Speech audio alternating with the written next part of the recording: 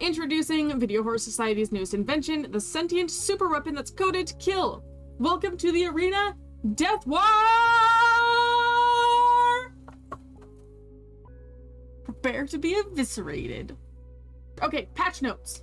Stigma XP reward screen will erroneously appear during the end of round flow for teen and monster players. Workaround for the issues below. Restart your game after purchasing Deathwire. Cool. We did that.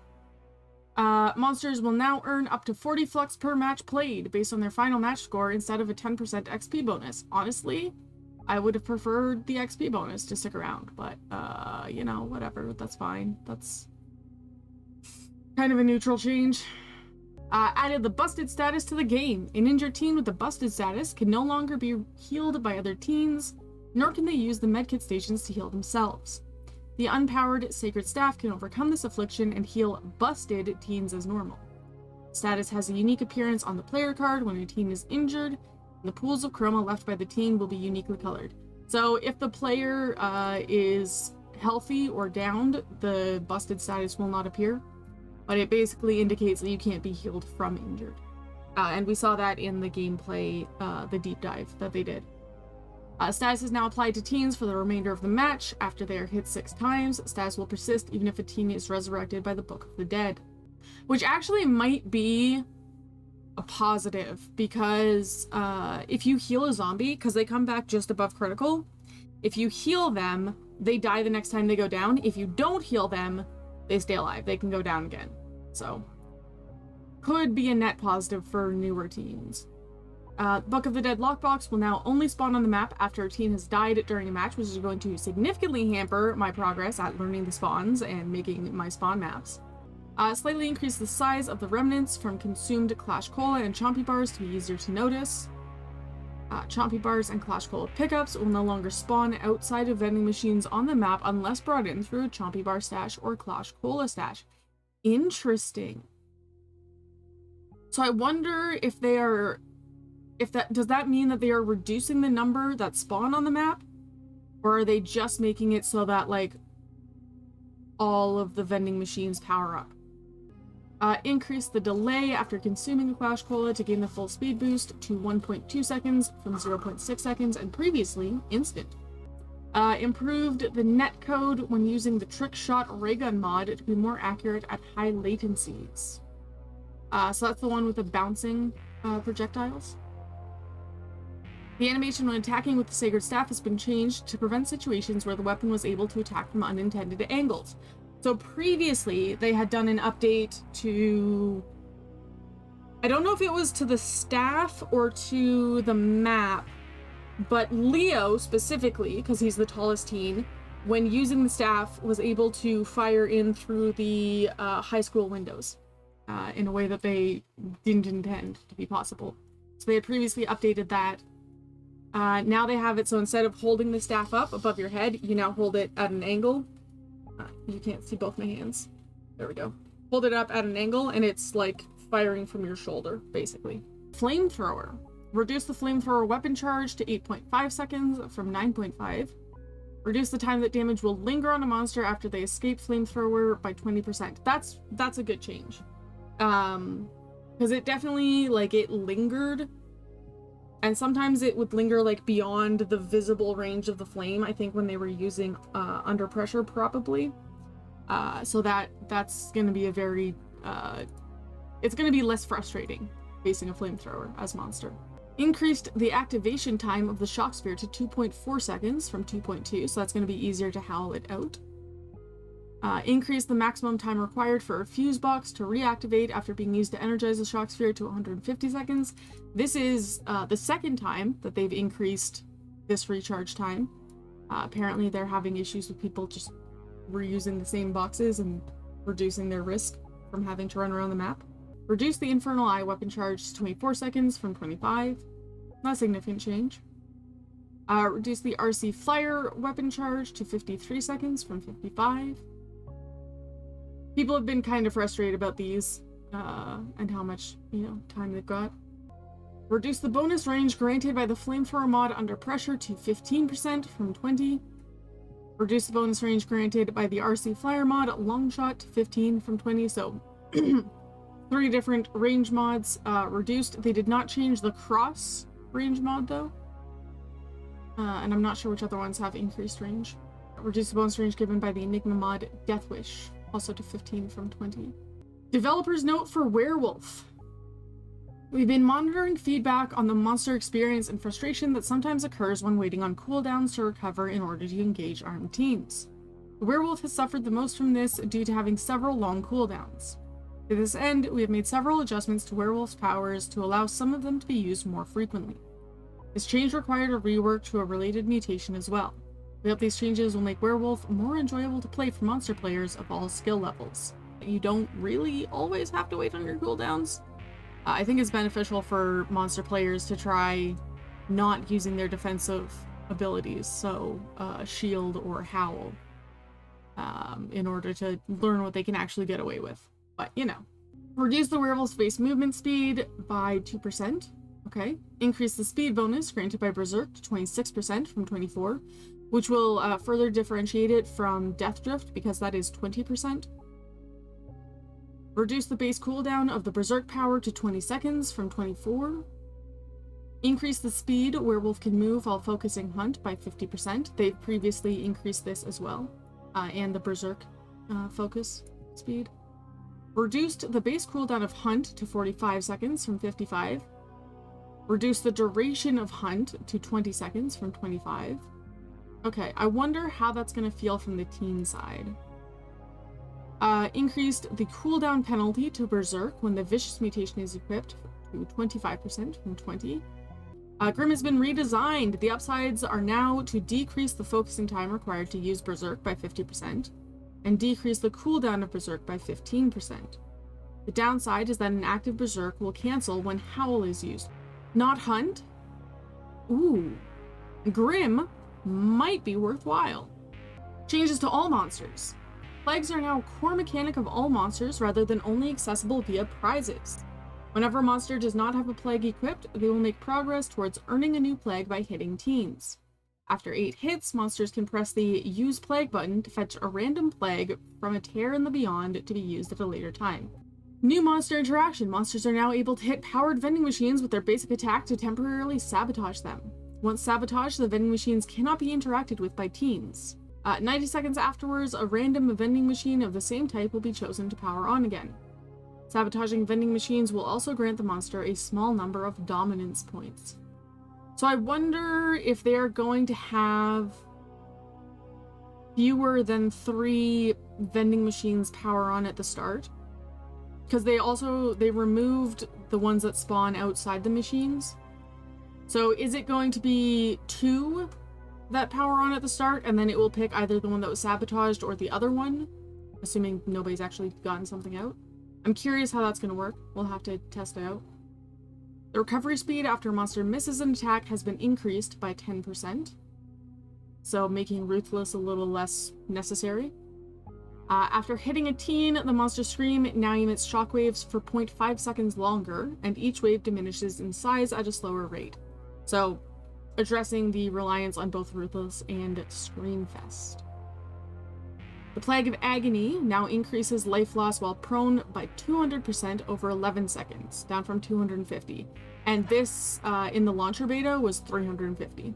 So, they did say that they were gonna rework the plagues to account for the fact that they are kind of a core mechanic now. The Plague of Fury now grants 40% rage over 5 seconds, down from 50%. Ruthless, the bonus to recovery speed after missing an attack has been reduced to 10, 20, 30 from 13, 26, 39. This change is probably neutralized by this base increase here. In fact, it seems like it is actually more powerful. I'm not sure how the percentages stack, but base increase of 10% and then decreases of 3, 6, 9%. Reduced the bonus to disruption to 10, 20, 30% from 12, 24, 36. So it looks like they're just shifting from relying on these perks to having some of that more of a base mechanic, which will hopefully allow monsters to feel more free to experiment with perk builds. It's been one of the complaints. Deadly Bite. The exposed status applied to teens has been increased to 2, 4.5, and 7 seconds, up from 2, 3.5, 5. And the activation cooldown has been removed. So every time a teen eats a Chompy, you will get notified about it. Easy Target. Perk can only activate every 180, 120, and 60 seconds, up from 120, 90, 60. So tier 3 unaffected. But tier 1 and tier 2 have been nerfed. So 3 minutes, 2 minutes, 1 minute from 2, 1.5, and 1.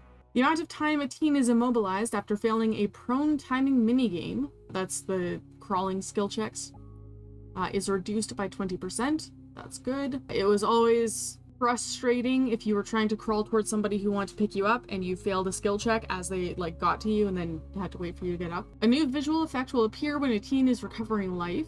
A new visual effect will appear when a teen's life is being drained from certain weapon mods and when hit by the monster. A heart sticker has been added to the inventory of all teen and monster players. This existed in the launcher and I believe Steam beta and has been highly requested since they swapped it out for a VHS tape, I think. Added a brightness slider to the video tab. People are gonna just crank that all the way up. But I'm gonna crank that all the way up. Increased the amount of mouse and controller sensitivity sliders can adjust sensitivity. The bar area has been renamed Cafe to better align with its appearance. It's gonna take people a while to adjust to that, I think. Fixed an issue where some door frames had no collision. I wonder if that was one of the things that was affecting swords, although I've seen that more on hotel than facility. The objects in the garden storage room now provide better cover for the monster, so that's going to be a meta spot for Dollmaster. On hotel, burn stations have been moved from the caretaker office to the back alley. So this is the area below the purify station and above the shock, next to the offices. That's probably good.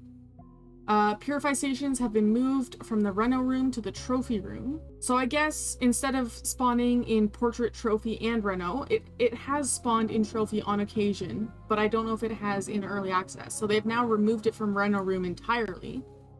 So it will just be in portrait and trophy, which are the 2 rooms along the outer wall. Moved a purify station in the front of bar to the back. Moved some rift spawn locations to new rooms. I wonder if this purify station change is to affect how well you can hear it from the master hallway.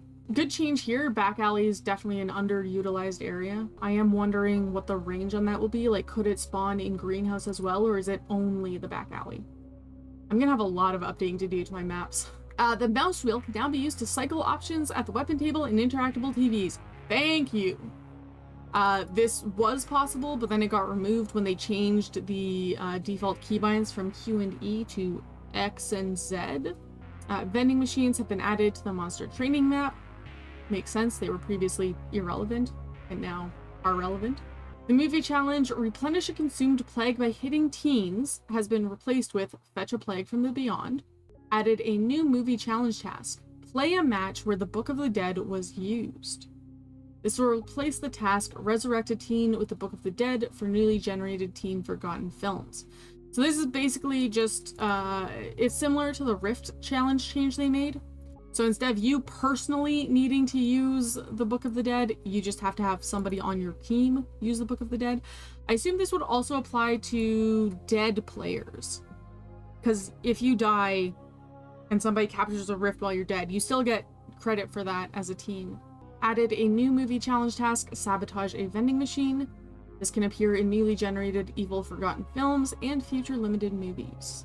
Increased the damage credit granted per match for movie challenges involving damaging the monster with a weapon to 3 seconds from 2. So 2 seconds is how long it takes to get a strike. So they are now allowing you to get 1.5 strikes per match instead of just 1. So they're still limiting the ability to farm it, trying to prevent people from throwing by just, hiding when they could get a strike. But, giving you a little bit faster progression. Movie challenges that once required achieving a total score of at least 12,000 points have been reduced to 10,000 points. So this actually was noticed yesterday when they updated the depot, which is kind of annoying because I'm still in the middle of my 12K series. I'm probably going to continue that. As though it is still 12K challenges. We'll have 1 on Werewolf and all 5 on Dollmaster and Deathwire. Scoring. Increase the grit points earned from collecting Luma to 85 to 170 points, depending on the Luma size, up from 75 to 150, so at least they're giving us the values so we can update the wiki table. Increase the grit points gained by healing yourself to 22 points per second, up from 15 per second. Increase the grit points earned by chasing the monster, or by being chased by the monster to 24, up from 16 points per second. Increase the onslaught points gained when injuring a teen to 125, up from 100 points. Increase the onslaught points gained when knocking down a teen to 160 from 150. So between the Steam beta and early access, during the Steam beta, towards the end of it, they reduced the monster points by 15% across the board. I think because people were just maxing out multiple categories in like every match. So they've made that a little more tailored now, which I think is great. Decreased the onslaught points gained when killing a teen to 220, down from 300. Increased the dominance points gained for hitting armed teens to 175 points, up from 150. Decreased the dominance points gained for each wound avoided as monster to 375 points, down from 425.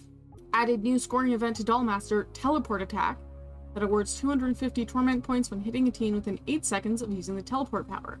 That's awesome. That will make it easier to finish those torment challenges. The appearance of the end of round level up screen has been updated. Removed the percentage and total number of games played from the team games survived and monster games survived panels of the overview. So it'll be number of games survived, I guess. Separated the matches survived and matches played stat on the monster and team tab. Remove the percentage and total number of attacks from the successful hits stat on the monster tab. So this is to address the feels bad to see your survival rate. Like, you can still calculate your survival rate, but you won't be, presented with it immediately. Okay, so there's both Flux and XP. I wonder if that's a bug, because the note said instead of, I think. Reduce the time it takes a match to start after a lobby has been filled to 30 seconds from 60 seconds. That's good for the people who are AFK or just not paying attention. Fixed an issue where the play button would sometimes be grayed out after entering matchmaking. Fixed an issue where disconnecting from a live match would not count towards the total matches played on the stats page. Fixed an issue where the desaturated Sacred Staff weapon skin beam would not be visible. Apparently this was an issue with 2 staff skins though. I'm not sure, I haven't unlocked those, but apparently. Fixed an issue where weapon skins for the Holy Slingshot would not modify the appearance of the projectile fired. Nice. Fixed an issue where beam weapons, such as the Enigma, RC Flyer, and Sacred Staff, would still retain their target lock on a monster even when turned away from them. Fixed an issue where the monster would not play a sound when landing from a fall. Okay, we noticed that last patch, I think. Fixed an issue where the movie challenges to fully energize the Shock Sphere, Sacred Staff, and Enigma were being credited twice for a single weapon. Fixed an issue with Epic Online Service friends data being cached to disk unnecessarily. I wonder if that was the memory leak issue, or part of the memory leak issue. Fixed several crash issues to improve client stability. Fixed a small clipping issue with teen flip-flops. Fixed an issue where some werewolf and wart traits didn't interact properly with some gear in first-person view. So I think specifically that would be for wart, where the spikes on the mid accessory were not being changed. I can't think of any other ones, but I know that was a particular issue. Overall, I'm very excited about this patch.